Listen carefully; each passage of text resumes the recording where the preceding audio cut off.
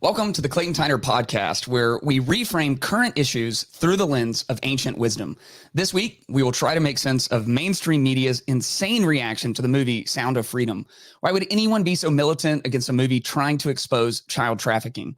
We will try to decipher some new research that shows the habits and lifestyles of the most successful people in our society and try to understand why they seemingly don't want anyone else to follow their same path of success.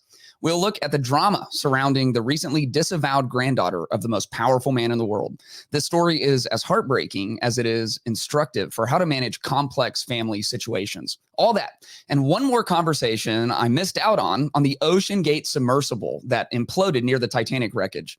Were these wealthy, foolish people getting their due, or were they courageous explorers charting new paths? All of that on episode 23 of the Clayton Tyner podcast.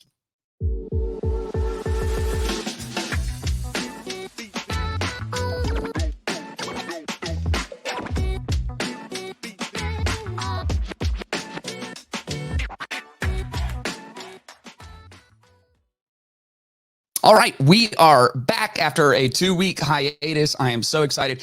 Episode 23. Let's go. Episode 23. That's Michael Jordan's numbers, the greatest of all time. If you think that LeBron James is the greatest of all time, see your way out.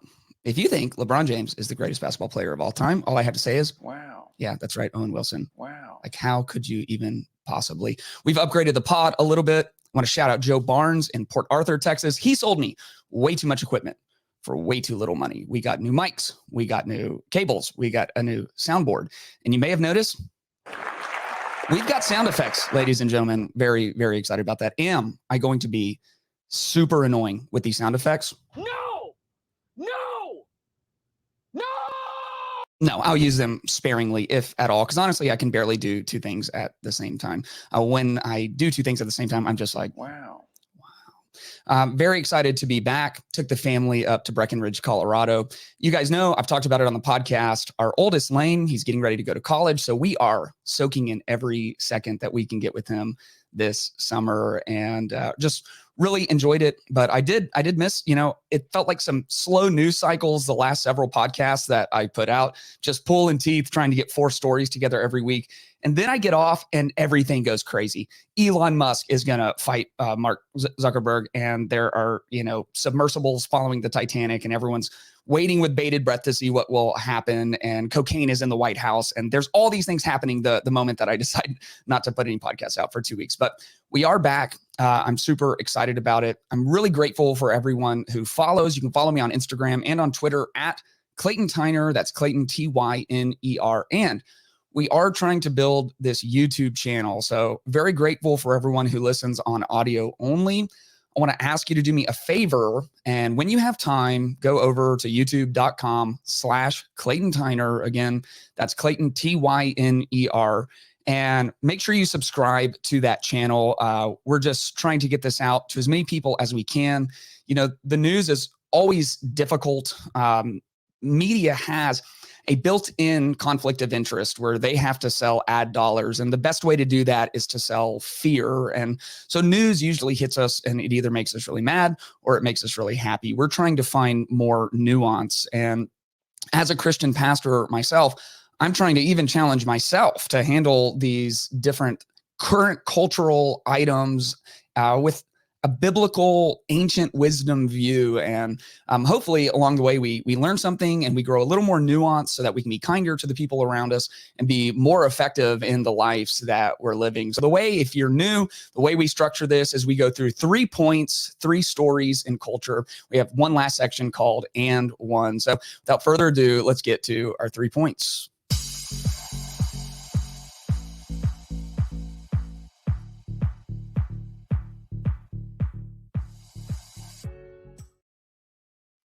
Media outlets like Rolling Stone, The Guardian, The Washington Post, Jezebel, and many more have heaped criticism on the new movie Sound of Freedom starring Jim Caviezel. The movie's sole purpose is to expose and raise awareness on the massive issue of child trafficking that is running rampant and escalating every year. So why would anyone try to suppress this message? Who benefits from criticizing this film? And what does it say about those who stand against it? Jim Caviezel, who's most famous for his portrayal of Jesus in The Passion of the Christ, he got together and they're telling the true story. And that's really key to understand what we're dealing with here. The true story of an agent who spent like 12 years of his career trying to rescue kids from sex trafficking, child trafficking. This is a massive problem and it's involving millions of children. And here's just a sample of what some of these media outlets are saying. The Guardian said, Sound of Freedom, the QAnon adjacent thriller seducing America, a paranoid new movie turning into a surprise box office hit. Rolling Stone said, a superhero movie for dads with brain worms. They went on to say, a movie for conspiracy-addled boomers. There were many other things like this. Many of the major news networks had pundits on talking about this. They always throw around the word QAnon or the term QAnon. I'll be completely honest. I don't know everything about QAnon. I know there's like some mystery anonymous person that goes by Q, and they were letting people know all the hidden secrets of the CIA and that it's some kind of conspiracy theory. And there's a lot of conspiracy theories. And the frustrating part about conspiracy theories is over the last couple of years, the difference between a conspiracy theory and a fact has been something like 6 weeks to 6 months. You know, so many people who had these crazy conspiracy theories, like there was this rich guy who hung out with people all over the world and like the top bankers in the world and the top politicians in the world and the top celebrities in the world and the top actors. And he had a private island, like a James Bond villain, this crazy conspiracy theory. And he would bring them out there and then blackmail them by having them sleep with underage women. It's like, oh man, who would ever believe that? And then, you know, all of that was true. So all these conspiracy theories keep coming true, which just gives credence to people who believe dangerous conspiracy theories. QAnon, as soon as you throw that around and you're seeing that in all these headlines, that's just another way to say these people are idiots.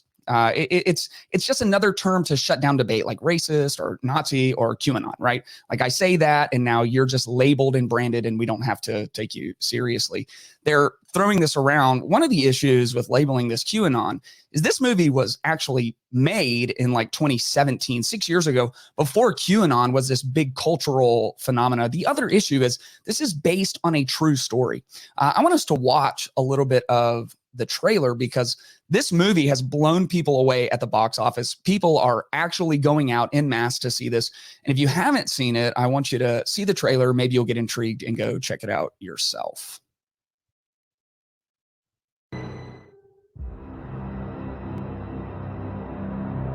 How'd that make you feel? Giving a child his freedom. Felt good. You have been at this for 12 years. My country, 'tis of thee. Why are you doing it? Sweet land of liberty. Because God's children are not for sale.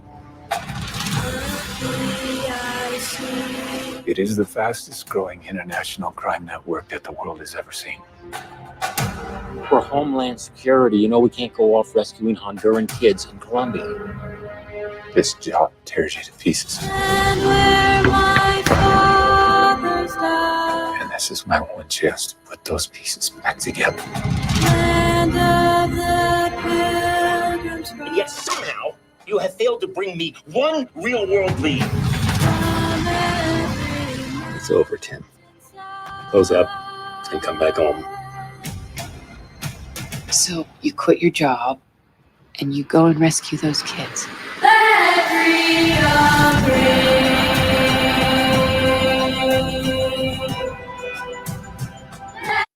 This is a powerful trailer, a powerful movie. People are just weeping because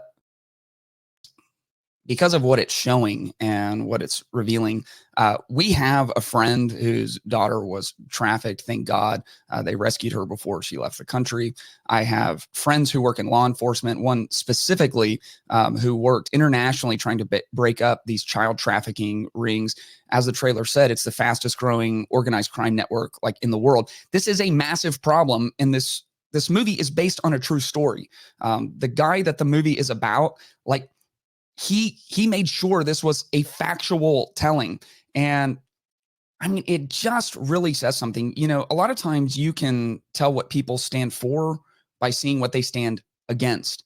And I just can't understand. A lot of people have been pointing out that some of these same media outlets like Rolling Stone, who put out this scathing article about this, that they also were the ones who were quick to defend and write all of these glowing articles about the Netflix show Cuties that came out a few years ago. And if you remember, that was a very controversial show because it showed very, very young girls dancing super provocatively. I mean, that is like the understatement of the year. Really, really perverse. And they came out to defend it. Like, these girls who are 11 years old should be just overtly sexual on camera for the pleasure of dirty people, you know? And then a movie comes out that is trying to shed light and awareness about the problem of child trafficking. And they're like, don't watch this. This is a movie for brain dead dads. It's just mind blowing to me. In Proverbs 24:11, it says, rescue those who are being taken away to death. Hold back those who are stumbling to the slaughter. If you are a person of faith, I think you have a vested interest in the fact that child trafficking is one of the biggest issues facing us today. And, you know, part of why they throw out QAnon is because a part of the QAnon belief is that there are these networks of child traffickers and pedophiles who have infiltrated the top levels of all society, the top institutions, the top of government, and that it is this organized thing that is happening by this cabal of elites, right? And so if you want to disprove this crazy conspiracy theory that all of the major institutions are a part of this child trafficking, probably the way to not do that is for a lot of the major institutions in our society to come out against the biggest movie ever about child trafficking. It is just wild to me. In John 3:20, it says, for everyone who does wicked things hates the light and does not come to the light, lest his works should be exposed. This movie, you know, the metaphor you would say, or the allegories, it's shining a light on this problem. And people who do wicked things, they hate the light and they do not come to the light. They shy away from the light.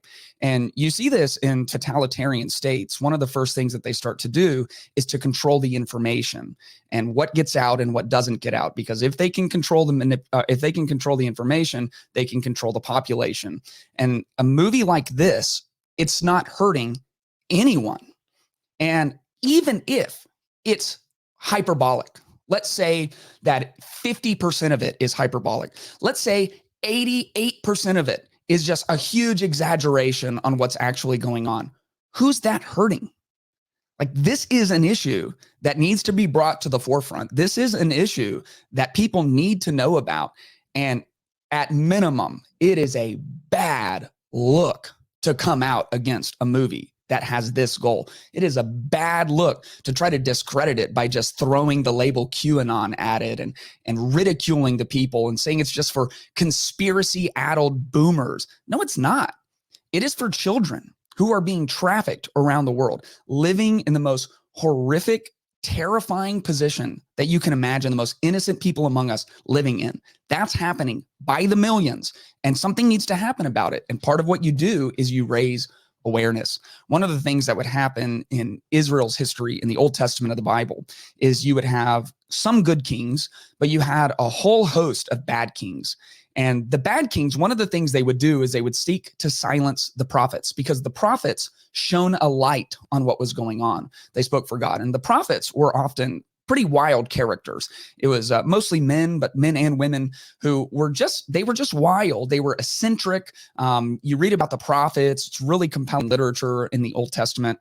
One king in particular, King Ahab, he married Queen Jezebel. And when Jezebel got to Israel, the first thing she did was try and kill all of the prophets, anyone who might shine a light on their evil, who might expose the works that they are doing. And of course, Ahab and Elijah and Jezebel met their match in Elijah. Elijah came and he took on all of the false prophets and he defeated all of them. His God would ultimately have the victory. And I believe we can have victory in this as well. And I'm so thankful that so many people are beginning to see this for what it is. Remember, evil kings always kill the prophets. We should not be afraid of the light. And thank God for a movie that is shining light on such an important topic.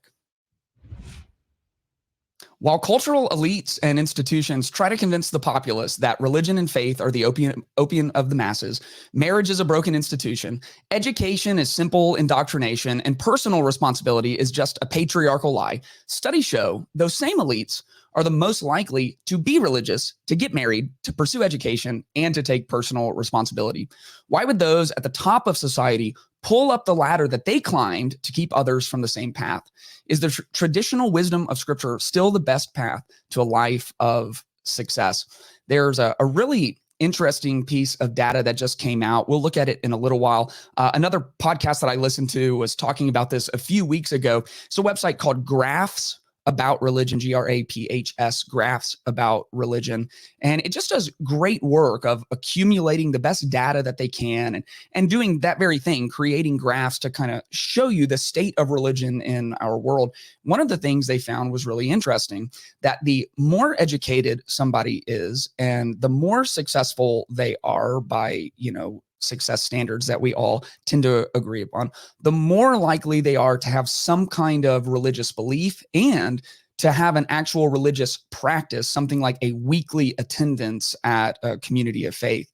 And that goes against what everyone seems to say in the elite sides of society, at the top of our academic institutions, at the top of our cultural institutions, increasingly at the top of our political institutions. Now, to be president, you still have to pretend like you like God and like you're religious. But a lot of the politicians, they're post-Christian, pre-pagan, and they're proud of it. And you just kind of get this barrage of information. Here's how you should live your life. Life is hard, and in some way you're probably under the thumb of the man, under the boot of the man. And so, there's nothing you can really do about it. And if you get an education, you should probably just study something really obscure like Middle Eastern basket weaving or some kind of humanities concept that you could never actually get a job with. And you shouldn't get married. Our culture tells us that marriage is a broken institution. It's the worst contract that you could ever possibly sign. And everyone will make sure you know that really what you should do is just have non-consequential, like effortless, free sex with as many people as you possibly can. Just live a hedonistic life, pursue all the pleasure you have, whatever you're feeling, those feelings are probably right. You don't have to take responsibility for anything that's going bad in your life. It's probably somebody else's fault. And by the way, there is no God. And if you think that there is some fairy God up in the sky, then you're just kind of a rube or an idiot. And that's how you should live your life. What's very interesting, because the same elites, the successful people who are driving our society, who give us all of that information, they don't follow any of it. The truth is, there is a path to success. It was laid out in ancient wisdom. There are no shortcuts. And you can find this in the wisdom of Scripture.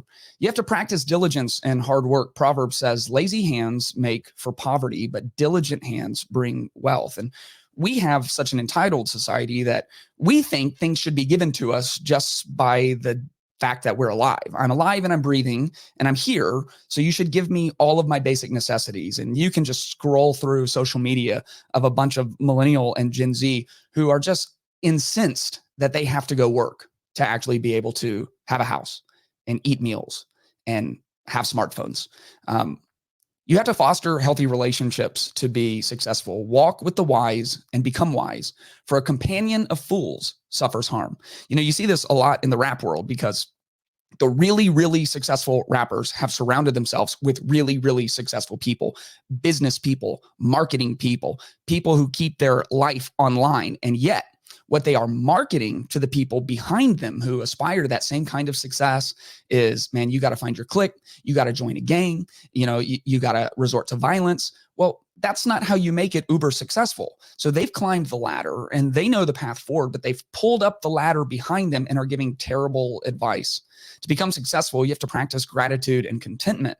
Philippians 4, the Apostle Paul says, I have learned to be content, whatever the circumstances. Well, contentment is how you keep from spending more money than you make. And by not spending more money than you make, you can actually invest money. And by investing money, your money makes money, and that money makes more money, and that money makes more money. And all of a sudden you are wealthy and are on the path to success. But if you're never content, you will never have extra money to be able to save or to be able to invest. And so the people at the top know that they've practiced contentment in order to have enough money to invest in themselves and their future. But they are a part of a culture that is pushing you to never be content, to spend over your means, to buy crap you don't need, to impress people who don't even know you. You have to value the pursuit of knowledge in order to be successful. Proverbs says the heart of the discerning acquires knowledge, for the ears of the wise seek it out. You have to embrace the sanctity of marriage or the sanctity of singleness. In Genesis, it says, for this reason, a man will leave his father and mother and be united to his wife, and the two will become one flesh. Here's what is so interesting is that the elites in society are allowing and often enforcing a culture that continues to degrade the sanctity and even the idea of marriage itself. And there is a growing percentage of people who don't know if they'll ever get married and don't know that they really believe in the institution at all. And at the same time, what you find is the people who have made it, who are on a path to success, who are living lives that most people would be enviable of, they themselves are married. And last, to really be successful, you have to trust in God. Scripture says, trust in the Lord with all your heart and lean not on your own understanding. In all your ways, submit to God, and God will make your paths straight. God will have a transcendent hand on your life. This is where we get to the graphs about religion. This one particular blog post, he talked about how the church is meant to be a hospital for the sick and the broken, but over the church in general, what you tend to find is that it is full of people who are married, successful, and well-educated. And it's an interesting blog. For the sake of what we're talking about today, I want to look at this graph. And this graph shows the share of those who do not have any spiritual affiliation by education level. And what you find is that the less educated someone is, the more likely they are to not believe in God. This seems to be the exact opposite of what we would expect in what we hear from the culture. It is the most educated who have educated their way out of religion. They don't need God anymore. They can provide for themselves. It's the most successful, the most wealthy, the most status-ridden of our culture who don't need God anymore. But when you actually look at the data, that's not true. The highest percentage of people who do have a religious affiliation are people who have master's degrees.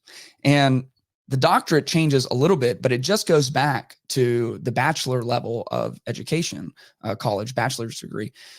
This is a very direct assault against what we are often told in our society, that religion and religious exercise, that's for those poor, impoverished people. They need something to hang on to. It's the opium of the masses. Once again, what we see on basically every standard, the successful in society, they have followed the same path of ancient wisdom to put themselves in a position of success. But we now live in this perverse society where those who make it to the top seem to be compelled to not let anyone follow after them.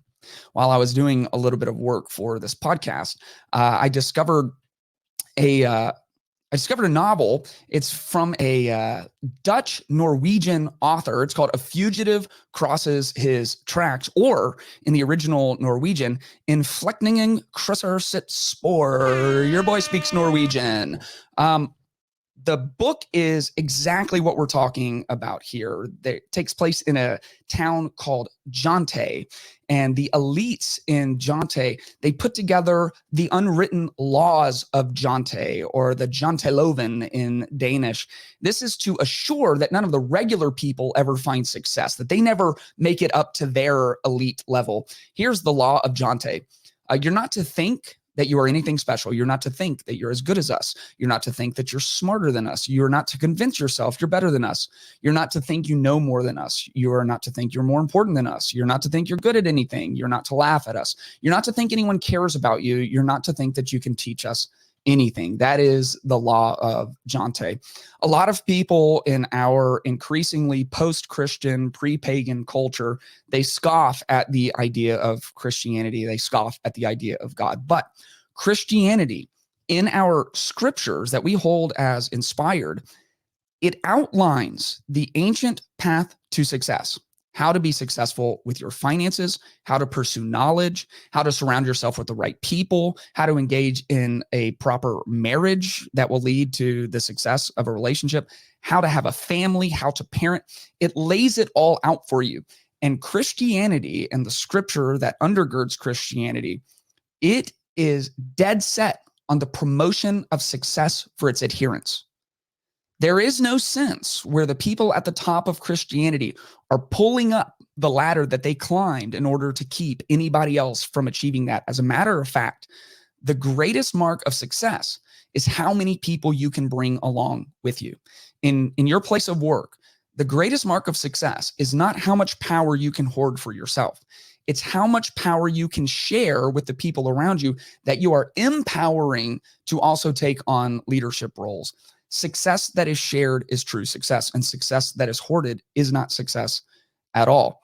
And interestingly, in the culture who is becoming so anti-Christian and so against the idea of God, that's the very culture where the levers of success are being hidden and obfuscated from the rest of society. The elites preaching a gospel of success that will only lead to misery, depression, and anxiety, while they themselves climbed the appropriate ladder and are hell-bent on making sure that you never do the same.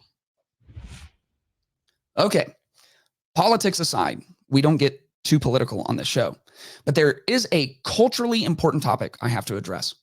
After giving birth to a daughter through a relationship with a former exotic dancer, Hunter Biden, the president's son, has stripped his daughter of the Biden name and distanced her from himself. Having all but disowned his daughter, what is the president's role and responsibility in this situation? And how does this moment inform the culture more broadly about how to deal with complex family issues? If you're not caught up on kind of the overarching drama involved with Hunter Biden right now. Hunter is one of the president's son. Beau Biden passed away some years ago, and Hunter's lived a difficult life, a lot of it by his own making. And the point of this segment is not just to pile onto Hunter Biden. There's 1,000 podcasts you can watch to do that. And my point isn't to pile on to Joe Biden or even to make a political point, although obviously, this has political implications, and obviously, this is being used in a political way. I'm more concerned with the leadership of the leader of our nation. If you don't know, Hunter Biden has been well known as a cocaine addict for quite some time. Pretty much the whole world has seen his entire iCloud account, countless pictures of him doing cocaine, hanging out with, prostitutes, doing cocaine with prostitutes, making all kinds of bad decisions. He's in a lot of political controversy for some of the jobs that he's held that he didn't really seem qualified for. He's definitely been a thorn in the political side of Joe Biden. And it does appear that Joe has enabled Hunter to some degree. Now, one of the things I've learned as a pastor is there are a few things as hard as parenting your adult children. I kind of always imagined that the hardest part of parenting would be, when they're babies, that's difficult and they're up all night, puberty, middle school, teenagers, that would be really difficult. But then they become adults. And well, what I learned pretty quickly pastoring people who had adult children is there are few things as hard as parenting your kids once they become adults, because you don't really have the authority piece anymore. You just have to lead through influence, and you love your kids so much. And it's very common for parents to move into an enabling position because they're not quite ready to set the difficult boundaries that need to be set.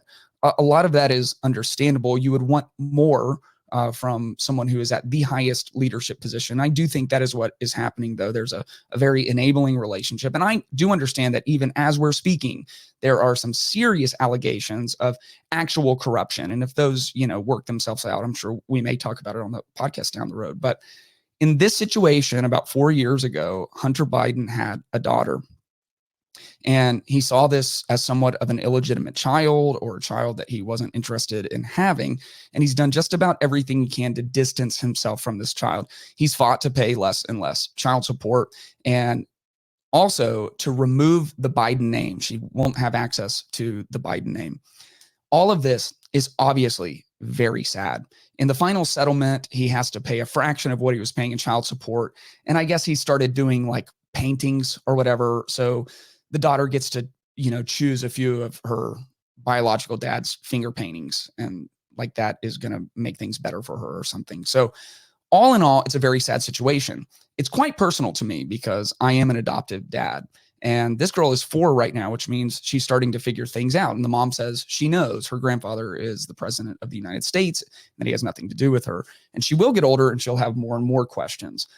My daughter is 11 years old, and the older she gets, the more questions she has. And she, every couple of weeks will ask some new question about one of her biological parents. And it's just so difficult. The sense of loss and the wounds that come from being removed from family members. So to me, again, I'm not as concerned about the political issue, although I know it has political ramifications. What I'm concerned about is leadership. I believe in leadership. I lead an organization. I lead a staff of people. I have leadership roles in my family. And here's what I know. They keep saying in the press, this is a family issue. You guys shouldn't even worry about this. But people are worried about it. And one of the things that happens is the higher you go in leadership, the more rights you give away. And some of those rights are your right to privacy, because being a leader is also being a role model. And there are millions and millions of people in this country, and there are hundreds of millions of people around the world who are living in very complex family situations. There are grandparents who are living in very complex situations where they might have a child who has disowned their grandchild and they don't know what to do. And consciously or subconsciously, the world is paying attention to what Joe Biden, the most powerful man on earth and the leader of our country, how he is going to respond to having a grandchild out there.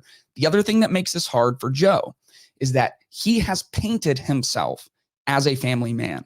He talks about his 6 grandchildren, and he talks about them often. He says he talks to them on the phone almost every single day. He had 6 stockings on the fireplace, and they displayed it very prominently, and they took a posed picture with their 6 grandchildren's stockings. The problem is there's a 7th grandchild. There should be a 7th stocking. And this requires integrity. Integrity is like who you are when the pressure is actually on. And there is a real legitimate bond, and there's a scriptural bond from grandparent to grandchild, and it matters. In Psalm 103, it says, "The steadfast love of the Lord is from everlasting to everlasting on those who fear him, and his righteousness to children's children." This is a generational issue. Proverbs says, grandchildren are the crown of the aged, and the glory of children is their fathers. And of course, Jesus said, "Whoever receives this child in my name receives me, and whoever receives me receives him who sent me." On the political side, I don't really understand exactly what Joe has to lose. He would be a hero left, right, up, and down if he would push past the obvious boundary of his struggling son and go and have a relationship with his granddaughter. I mean, everyone already knows. There's nothing hidden here anymore. It's not like by doing this, he would be exposing that his son had a child with a stripper, or exposing that his family isn't always pictured. We already know all those things. All you would be doing is showing as an example and a leader to the people in your country, to the people around the world, that it's always right to do the right thing. That this kid is going to have to wonder why their grandparent wanted nothing to do with them. And far too frequently in our society, adults, parents don't want to do hard things. And because of that, we place those hardships on our children. We say, well, I'm not really particularly happy in this marriage that I signed up for and I made a covenant for. And there's, things aren't perfect because marriage is hard and no marriages are perfect, but we walk away from it just because we're not as happy as we could be right now. In other words, I don't want to do hard things. I don't want to have the conflict. I don't want to go to the counseling. I don't want to have this fight one more time with my spouse. I don't want to do hard things, so I'm out. Well, someone's going to do the hard things, and it's going to be your children. Your children are now going to do the hard things. Your children are now going to go back and forth from house to house, never able to settle in. Your children are now going to have to miss their other parent half of the time. Like, this girl did not ask for any of this.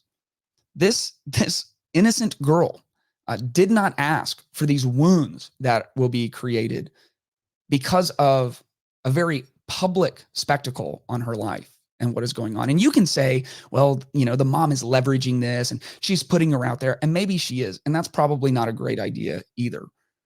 But integrity is doing the right thing when the pressure is on. Integrity is doing the right thing, even regardless of the consequences. And I have expectations of my leaders. We are called in scripture to submit to authority, even authority that we're not wild about. Maybe you didn't vote for Joe Biden, but we're still called to submit. He is our leader. He's the leader of the country. And you can say, well, he's not my president. And I understand what that means, metaphorically, but he is actually your president, and people are actually watching what's going on. And, we have 400 subscribers. We are basically the biggest podcast on YouTube. So Joe Biden probably watches this. So Joe Biden, hang the seventh stocking, acknowledge it. Acknowledge your granddaughter. And I know Joe Biden doesn't actually watch this, and this will never get to him. But for those of you who have complex family situations, most of the time, you know what the right thing is to do. And the reason you know what the right thing is to do, because it's the hard thing, like the harder thing, the more difficult option. That's usually the right thing. And it's why we don't do it most of the time. But do the right hard thing. Have integrity. Do the hard thing regardless of the consequences. Step parents. I'm a stepdad as well. Love your stepkids like they're your own kids. They need you. They are bearing heavy weight that they were not meant to bear. Adoptive parents, man, God bless you. Love your kids well. Do everything you can to help them address those wounds left from the people who left them. And man, if you're in a position of leadership, realize the higher you go up in leadership, the more rights you give away. You lose a lot of your right to privacy. You've become a role model, and people want to know not just how you organize the executive branch of the government. They want to know how you organize your family. They want to know how you spend your time. They want to know how you handle difficult situations. They want to know whether you are willing to confront your degenerate son who has sold off his daughter for some finger paintings and actually be the grandparent you should be anyway. That girl will thank you. You'll change her life. I think America will thank you. And it would mean the world to me as a leader for you to set that kind of example. It's not a one-for-one example, but there's this incredible story in the book of 2 Samuel, and it's about King David. King David, a man after God's own heart. Part of David's story is he was next in line for the throne, and the current king, King Saul, became enraged with jealousy, and he tried to have David killed. Eventually, David had to flee. He lived in these caves with like a really ragtag group of people for a really long time. Eventually, God did give him the kingdom. And here's one thing to know about the ancient world. When a new king came into power, especially when there was conflict with the other king, they would kill everyone associated with the old king. I mean, they would just wipe people out. And the family of Saul assumed that same thing would happen. But in 2 Samuel 9, David asked, is there anyone remaining from the family of Saul? And when he asked that, people probably thought the next thing would be, so I can go like wipe them off of the face of the earth. Instead, he said, so I can show kindness to them for Jonathan's sake. There was a servant of Saul's family named Ziba, and they summoned him to David. And the king said to him, are you Ziba? I'm your servant. So the king asked, is there anyone left of Saul's family that I can show the kindness of God to? And they said, there is still Jonathan's son, who is injured in both feet. And the king asked, where is he? And Ziba answered, you'll find him in Lodabar at the house of Machir, son of Amiel. And so King David had him brought from the house of Machir. And Mephibosheth, son of Jonathan, son of Saul, came to David, fell face down, and paid homage. David said, Mephibosheth, I'm your servant, he replied. Don't be afraid, David said, since I intend to show you kindness for the sake of your father Jonathan. I will restore to you all your grandfather Saul's fields, and you will eat meals at my table always. And Mephibosheth paid homage and said, what is your servant that you take an interest in a dead dog like me? And the king summoned Saul's attendant and said to him, I've given to your master's grandson all that belonged to Saul and his family. You, your sons, and your servants are to work the ground for him, and you are to bring in the crops so your master's grandson will have food to eat. But Mephibosheth, your master's grandson, is always to eat at my table. Now, this isn't like David's son's illegitimate child, but this is a complex, very tense situation. I mean, Saul worked tirelessly to have David murdered, and now Saul's grandson is going to eat at the table in the palace forever. Mephibosheth, who came in to David, fell face down, just ready for the sword to fall. He knew the drill. He knows how this works. And yet David extended kindness. People are watching what leaders do. People are watching how leaders lead and how leaders love. And it is incumbent on all of us, whether we are the janitor at our local middle school or the president of the United States, someone is watching us. And you will have complex, tense situations in your life. Choose to do the right thing, especially when there are kids involved. And now let's get to our last section.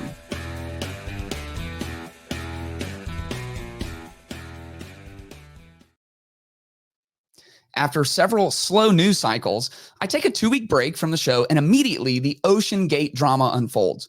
This tiny submersible full of millionaires and billionaires imploded on its way to view the wreckage of the Titanic just a few weeks ago. Most interesting to me were the online reactions toward the passengers, many people seeming to gloat or even take pleasure in their demise. And I'm sure, like the rest of the universe, you were following along these multiple days. It turns out that the submersible imploded, just hours after heading down to the Titanic. But we didn't know that, or maybe some people knew that, but they weren't saying anything about it. But we didn't know that. We knew they had limited oxygen. And so it almost reminded me, much more devastating, but it kind of reminded me of Balloon Boy 10 or 15 years ago. Some of you remember this. There was this giant weather balloon, and everyone thought someone's son was in there. And so literally it was just news cameras panning the sky, following this balloon around, everybody looking up like, wow, just could not get enough of it. And it turned out that the whole thing was a hoax and the boy was never actually in the balloon. But this reminded me of just the intensity of almost a whole world watching this one thing, this countdown of how much oxygen could be left in there. And ultimately it was a total loss, implosion, loss of every life on board. And all these weird things started coming out, like videos of the company that runs the submersible showing that some of the equipment in there was not necessarily NASA grade equipment. It was like pieces and parts from Camper World and off-brand PlayStation controllers, Logitech controllers that's how you drove the boat. And it just seemed kind of piecemeal. Other things came out, like they weren't able to get the craft insured to go down anywhere near as deep as they were going. People weren't willing to take that risk. And of course they, disclosed certain parts of this. You signed your life away. And part of what you signed before you went down to try to see the Titanic was a statement that said, you realize there's a very real risk of death. So they covered their bases in that way. After it was confirmed that the submersible imploded, people, especially on Twitter, which I like Twitter, some of the funniest people in the world are on there, but also some of the worst people in the world are on there. And a real trend in the reaction to the implosion of the Ocean Gate submersible was people with an attitude of, well, that's what they get. Because they were wealthy, it was $250,000 to go down. Because these were millionaires, there was a billionaire and his son apparently didn't want to go on the trip, and his dad kind of made him, which is just devastatingly heartbreaking. There was a guy who's kind of a famous explorer, a couple of these explorers who are always pushing the boundaries where they go and seeing new things and doing new things. And there was a sense of like, well, that's what they get. a bunch of rich idiots who just wasted their money. They could have fed so many poor people with $250,000, and they just want to go down and look at the Titanic. Good riddance. First of all, it goes without saying, it's just incredibly callous, right? And the other side were people who were just generally heartbroken and seemed to ignore that maybe prudence would have had them do a little more quality control before they got into the submersible. Obviously, loss of life is just devastating. I want to make a case for exploration, though. And this idea that going down to see something that almost no one has seen. I mean, other than the people who were actually on the Titanic that sank, they saw the Titanic. It was a long time ago. Very, very few people have gone down and viewed this wreckage. Very interesting to me. Were it safe, it's something I would be very interested in doing. Now, when I saw the inside of that submersible, I'm out. So claustrophobic. Also, I barely have $250, much less $250,000. So don't forget, subscribe to the channel. I want to make a case for exploration, and I think exploration is actually in us when we're healthy. Genesis 1:28, this is the creative mandate for humankind in Scripture. God blessed them, and God said to them, be fruitful, multiply, fill the earth, and subdue it. Like God's first command to humans involved exploration. Go out and fill the entire earth. Adventure is this call to go and do something new or see something new. And the great stories of Scripture involve a call to adventure. Abraham, who became the father of the nation of Israel, the father of 3 of the largest religions in the world. Abraham started as this 70-year-old guy, still living at home, still living on his dad's dime, not doing much with his life. God meets Abraham and calls him to adventure. Follow me to a faraway land. Doesn't tell him what the land is, doesn't tell him the obstacles he'll face, and he ends up facing massive obstacles along the way, but that's all a part of the adventure. God comes to Moses. He has fled Egypt. He is just kind of content as a guy who is herding sheep. He calls him to adventure, to confront the seat of tyranny, the Pharaoh of Egypt, to call his people, the Hebrews, out of slavery, 400 years of slavery, and then to go on the adventure of a lifetime, which was fraught with distraction and fraught with danger. I mean, they had to cross through the parting of the Red Sea, walls of water that could collapse on them and kill them at any moment. They faced, starvation and pit vipers and massive armies. We see right before they go into the promised land, they send 12 spies in, and 10 of the 12 are too scared to go. They think the people are too big. They think the people are too numerous. They don't think they're experienced enough. It's only Caleb and Joshua who are willing to go forward on the adventure that God had called them to. We are called to adventure. And I thank God for the explorers and the same people who are sitting in the West, comfortable, affluent, tweeting, oh, these idiots who wanted to go on an exploration. This is what they get. You're sitting in the West with all this affluence and all of this technology because of explorers, because people set across on the adventure of a lifetime. People thought the earth was flat. The people who came over and settled the new world, their families thought they were going to just sail a boat off the edge of a flat earth. And a lot of people who set out in these boats made out of like wood and nails, a lot of them died. A lot of them died. A lot of explorers died. The original colonies, there were just 13 of us, and we were just on the East Coast. There was so much more of our land to explore. That exploration required adventure, and many, many people died exploring that new land where you're probably living right now, listening to this, tweeting about how stupid it is to go explore. And so, is a trip to go see the Titanic the most exciting or important form of exploration? It's not. But it has at its heart the same thing that drives people to new continents, the same thing that is trying to drive people to new planets, the same thing that drove us to the moon.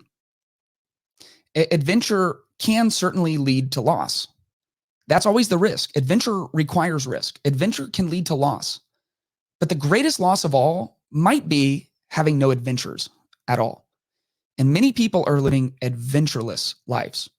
Like the greatest adventure that you get ever in your life is just searching hours until you find that one TikTok that you can finally send to 7 friends, and then they click on it and then they do a laughing emoji. And that's the adventure of your life. And you're called for more adventure than that. You're called to do something great, to do bold things, even on a daily basis, to do bold things, to have bold conversations, to love your family in bold and risky and exciting ways, to start something new, to be courageous at work, to actually improve the things around you. We are called to adventure, and many of us are called to exploration, even just the exploration of new ideas or new systems. We have this inside of us, and so many of us have dulled all of that through just convenience and affluence and comfort. The people who went down to see the Titanic, they knew they were doing something very dangerous, and they knew they were doing something very uncomfortable, and it did cost them their lives. Now, specific to this Ocean Gate mission, it sounds like, were they to look at all of the factors involved, there is a case to be made it wasn't the most prudent thing to do. Proverbs 8:5 says, "Learn to be shrewd, you who are inexperienced. Develop common sense, you who are foolish." A few verses later, it says, "I, wisdom," this is the personification of wisdom, "share a home with prudence and have knowledge and discretion." What does wisdom have? It has prudence, knowledge, and discretion. We must exercise prudence. We must have discretion in what we are or are not willing to do. We just got back from Breckenridge, and we did a lot of risky things. And I was the driving force on a lot of these. I want my sons to be adventurers. I want them to take risks. I want my wife to take risks with us when it's appropriate. We went to the Royal Gorge in Colorado, and we crossed on a gondola hundreds and hundreds of feet, just dangling, kind of shaking on a rope. And if you're afraid of heights, it really was quite nerve-wracking, but we did it, and we were better for it. We went whitewater rafting, class 4 rapids, some very serious rapids. And it was Katie and both the boys' first time whitewater rafting. And it was amazing. You get to the end of it and you did something. You did something more than scroll through Instagram that day. You went on an adventure, but it was prudent. I've been whitewater rafting many times. I have been on gondolas and know the stability of those structures. And so that is the balance. A call to adventure, but not a call to foolishness. A call to exploration, but exploration through the lens of prudence. And more than anything, I think we just need to be able to come to situations with a more nuanced read. Were these just elitists who deserved everything that they got, just foolish elites? Were these just courageous explorers? Or were they a mix of all? A son who didn't want to be on there, an explorer who was looking for one more adventure, wealthy people who love James Cameron movie Titanic? We don't know. What I do know is adventure can lead to loss. There is risk in life, and a life worth living will involve risk. But the greatest loss of all might be having no adventures at all. This has been episode 23 of the Clayton Tyner podcast. Do not forget to subscribe. Subscribe here on YouTube. If you're watching on audio, youtube.com/Clayton Tyner. Follow me on Instagram and Twitter at Clayton Tyner. This is going to be a Wednesday podcast now. We're coming out Wednesday at noon. I'm so thankful for everyone who's been interacting with this, and I hope to see you guys next week.